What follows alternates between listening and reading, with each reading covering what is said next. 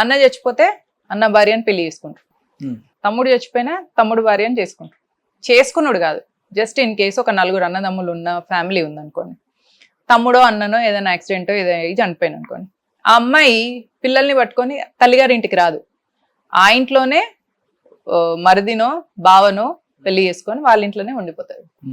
ఇది నేను చెప్పింది రాంగ్ అని మీరు ఎక్కడన్నా ఈ రోజుకి ఆ రకమైన సంస్కృతులు ఉన్నాయా వాళ్ళ దాంట్లో? అంటే చాలా వరకు మీకు changes చెల్లెలుందా? వచ్చినాయి. మీకు చెల్లెలుందా? ఉన్నారు. రాఖీ కట్టించుకుంటారా? ఎందుకు కట్టించుకుంటున్నారు? అది ఎప్పటిదో కదా, పాతది కదా, ఇప్పటికి కూడా ఎందుకు రాఖీ కట్టించుకుంటున్నారు అంటే అది మన సంస్కృతి, అది వాళ్ళ సంస్కృతి. ఇప్పటికి కూడా అట్లే ఉన్నారా అంటే అది సంస్కృతి, అదేం అనాగరికం అని మీరు అనుకుంటున్నారు, వాళ్ళు అనుకోవట్లే. ఎందుకు మరి పర్టికులర్ గా ముస్లింలనే టార్గెట్ చేసి ఎందుకు మాట్లాడాల్సి వచ్చింది మౌనిక గారు అని అంటే?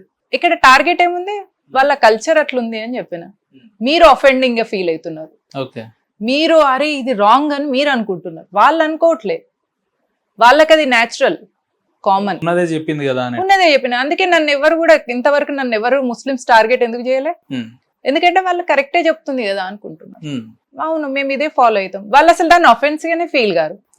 మన వాళ్ళంతా అయ్యో రామా వామ్మో ఇట్లా అనుకుంటారు.